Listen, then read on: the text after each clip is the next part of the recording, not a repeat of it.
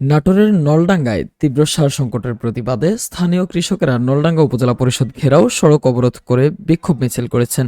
এতে নাটোর নওগাঁ আঞ্চলিক মহাসড়কের নলডাঙ্গা নাটোর সড়কে তীব্র যানজট সৃষ্টি হয়।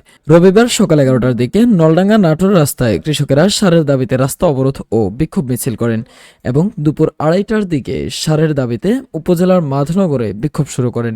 কৃষকরা অভিযোগ করেন, আজকে সার দেওয়ার কথা থাকলেও ডিলাররা সার দিচ্ছে না, আমরা প্রয়োজন অনুযায়ী সার পাচ্ছি না।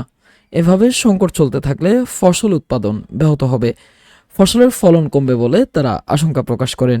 আবার সরকারি মূল্যের চাইতে প্রতি বস্তায় 600 থেকে 700 টাকা বেশি দিয়ে সার সংগ্রহ করতে হচ্ছে বলে অভিযোগ করেন তারা।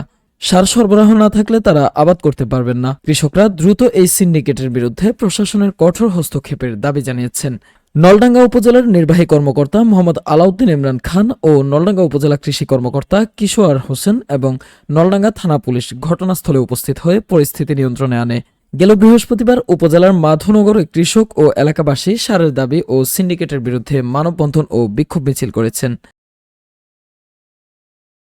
উনি যদি এখান থেকে এটা না দেয় আমরা দেখব, সেই ব্যবস্থা করার জন্য সরকার আমাদেরকে রাখছে, কিন্তু ওনার এখান থেকে বেরোবে।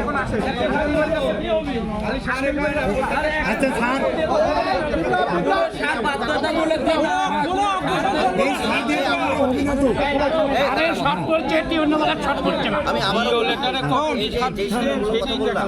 আপনারা আজকে সন্ধ্যার আগে এই জিনিসটা বুঝে নিয়ে যাবেন সবাই। সন্ধ্যার আগে দিনের আলো থাকতে থাকতে আপনি এটা বুঝে নিয়ে যেতে পারবেন।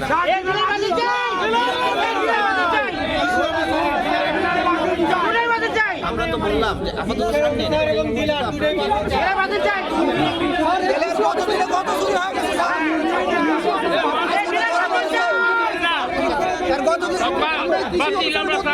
আপনারা কি চান?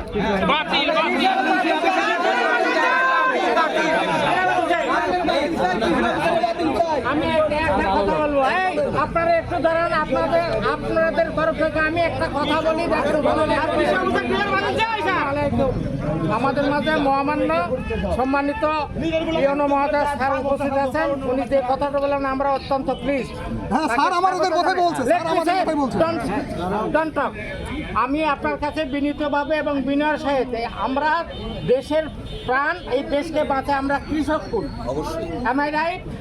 এখন আপনার কাছে বিনীতভাবে অনুরোধ করছি, কৃষকের সাথে দেশের সাথে আপনি এই ডিলারশিপ, ইউনিয়ন ভিত্তিক ডিলারশিপ বাতিল করে খোলা বাজারে ডিলারের কাছ থেকে আমার 10 বস্তা, কিনার 20 বস্তা, 5 বস্তা এখানে